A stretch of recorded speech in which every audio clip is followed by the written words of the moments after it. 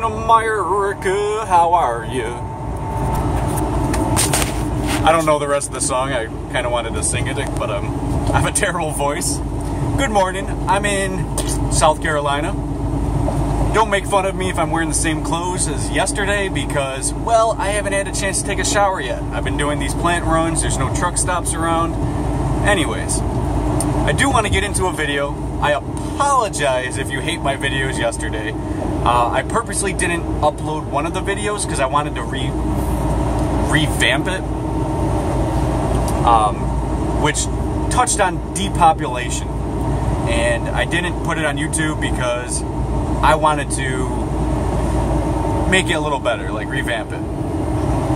And I put a thing on YouTube on me just being fucking weird, man. I was fucking weird yesterday. I was very tired yesterday. I was so tired when I woke up. I was so tired the whole day. Coffee didn't work. I had a really late coffee. And it didn't work out for me in terms of videos yesterday. You might have saw my crow video. When I look back at it, you don't really see what I saw. There was probably twice as many birds as what you saw in the video. Oh God, is there something in my eye? That's a great way to start a video. Alright. So what I want to talk about today is natural antidepressants. People think that antidepressant, you think drugs. Well, I can assure you that those antidepressants are going to make things much worse. And I know firsthand, not me taking these antidepressants that made me depressed, but I've taken antidepressants before not having a prescription because it boosted highs and things like that back in my stoner days and stuff. And I got to admit, it makes things a lot worse. Not even in the long run, like almost, not immediately either, but like when you come down off of it. So you constantly need it, so you're hooked on it. If you don't know anything about the pharmaceutical industry, they don't create cures, they create customers. So I'm going to talk about natural antidepressants. A lot of it has to do with your food. Now, when you're eating McDonald's and stuff, that weighs you down. That actually produces a bad vibration, even if you're just eating meat in general, let alone all the plastic type food like products, like in processed foods, McDonald's, you name it. That stuff weighs you down, and that will actually add to your depression. Now, a lot of people believe, without a doubt, for some reason, that restricting yourself from McDonald's and shitty foods and stuff is a form of depressant for them. But they couldn't be more wrong. If you actually ate some raw, organic fruits, nuts, berries, that's a fruit, vegetables and stuff, you're going to feel a lot better about yourself, and you're going to feel more confident in the way you look, in the whole nine. That's a really, really strong argument of mine, is that what you eat adds to your depression or adds to your antidepressant, where you cannot be depressed. Basically just feel good about yourself. Cashews is a great antidepressant. You may say it's fattening in the whole nine. I'm not saying to eat handful after handful of cashews. Pick on some cashews throughout the day. There's something in it, and I don't remember what it is, but I believe it boosts your serotonin level. It's a natural antidepressant. If you're eating fruits like bananas, strawberries, you name it, fruits are an antidepressant because it gives you a nice healthy rush. It gives you healthy sugar. So those are a few things I wanted to touch base on antidepressants in terms of food. There's other antidepressants. Sex is an antidepressant, unless you're really terrible at it, which I don't know who in 2016 is bad at sex, but I'm sure it happens from time to time. Me personally, I've only had one, maybe two bad experiences during sex, and that was back when I was like 16 years old, when I lost my virginity. So that's that, you know. Sex is a really, really good thing. Now, I have to admit, on the right to I have to admit, 17 north toward when Johnston. you're in a relationship, let's say you've been going out for long enough where you feel comfortable with each other, women, the greatest antidepressant for men that does not involve specifically sex is have a guy grab your tits. And I mean just play with them or whatever. Somehow or another, that is an extreme antidepressant for a man. You don't even have to have sex with him. Just let him play with your tits if you feel comfortable with this guy. Somehow or another, it's like a stress ball or something, and it just relieves stress for a man. Continue on US 7. Stress or depression or anything of the sort. Just be like, you want to play with my boobs? Boom, light bulb goes off, a better vibration comes over the guy. No man is like, fucking, I hate life while grabbing your tits. It's not gonna happen.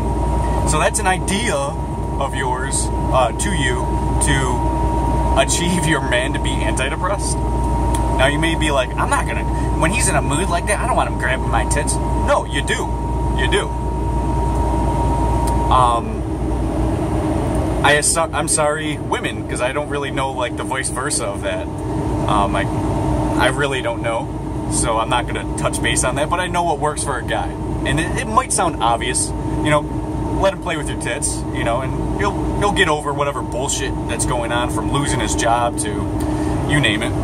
Trust me, it'll help. And you don't need to engage with intercourse if you're on your period, if you're not in the mood because his depression's pissing you off or whatever. Just another thought. So food, titties, those are really, really, really good antidepressants. Like very healthy antidepressants where you don't need drugs, which again just keeps you on that path of antidepression for as long as you're on that medication. So those are a few forms.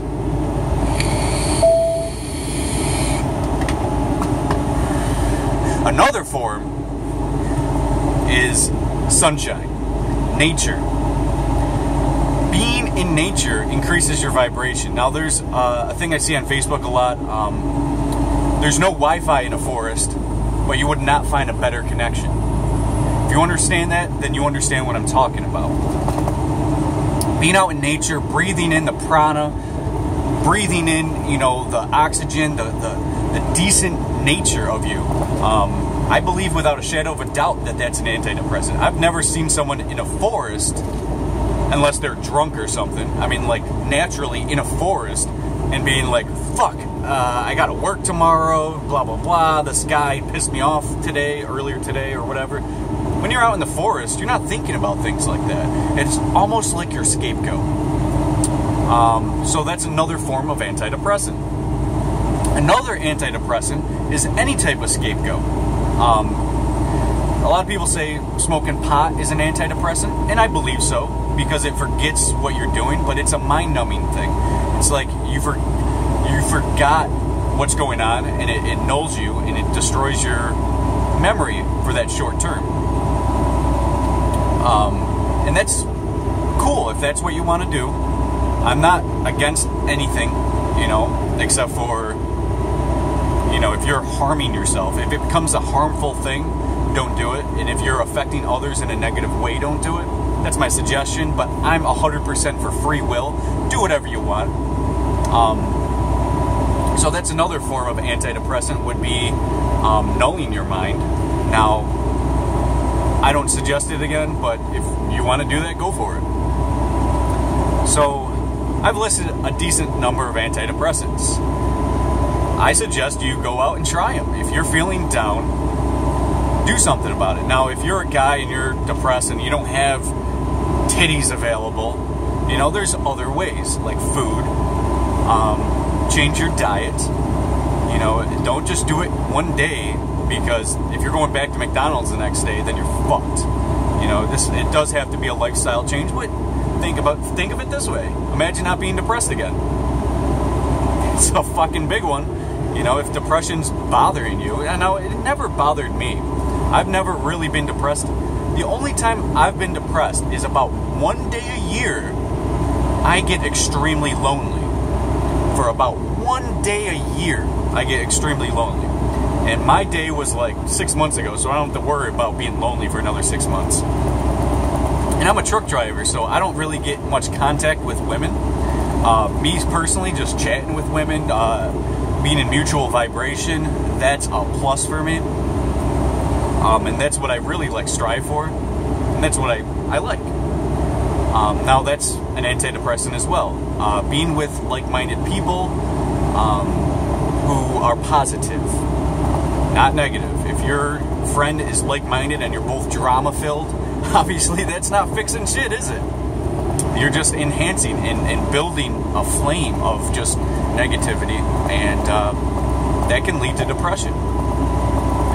Another thing, if you're depressed because you think you're in a relationship, whether it's marriage or boyfriend, girlfriend, first off, if it's a relationship that's only been short term and you don't like that relationship and it's only been short term, get out of there.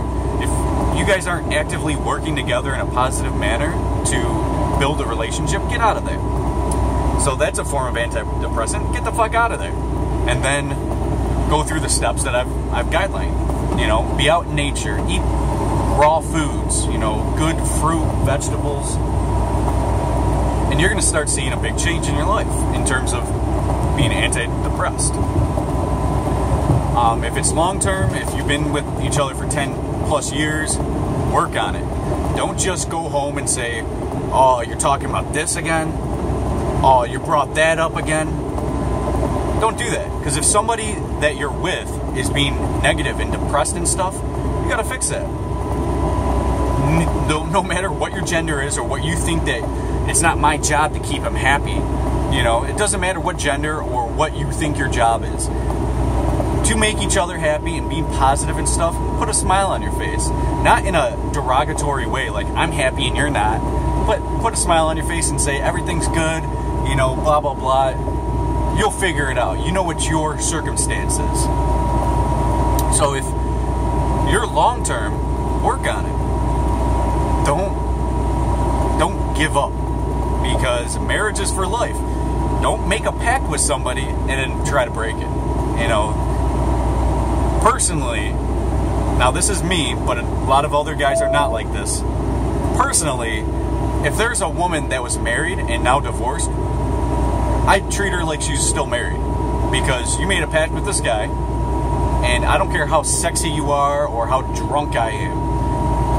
Okay, there's some boundaries, I guess, of me losing my mind and doing things I'd probably regret, but generally speaking, I wouldn't want that divorced woman, because I don't want to be that second person. Because if she stopped the ties with this guy, broke the tie, what is she going to do with me? If she's just trying to build to the next person, why would I want that girl? I never get rebound girls, ever. I mean, if I find out a girl just broke up with a guy, I don't want that girl. You know, A, you might go back with the guy. B, you're just looking for the next best, better guy. And there's always going to be a better guy. You know, if you're looking at very dumbed down levels where you're always looking for the better guy, then, you know, there's something wrong with you.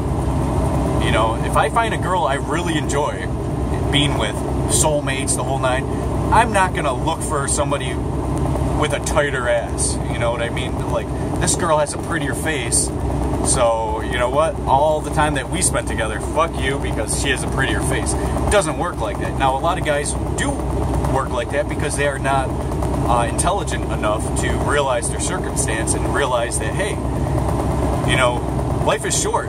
You know, just fucking every girl as you can during this conscious life. If that's your thing, if that's what you really strive for, and you say fuck relationships, fuck soulmates, they don't exist, love doesn't exist, which I felt up until 2 years ago, I believe love didn't exist.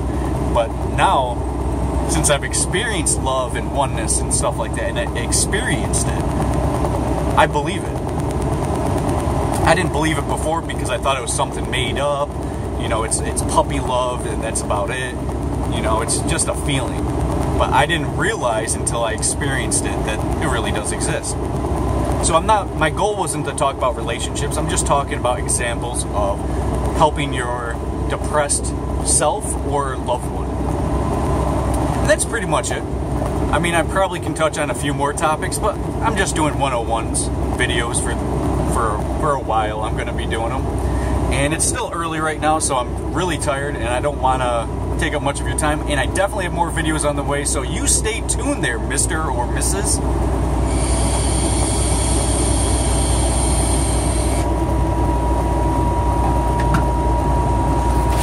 Stay happy. Stay positive vibration and intention, and good things will happen. That is just obvious. You know, you're depressed, you're going to be depressed unless you change it.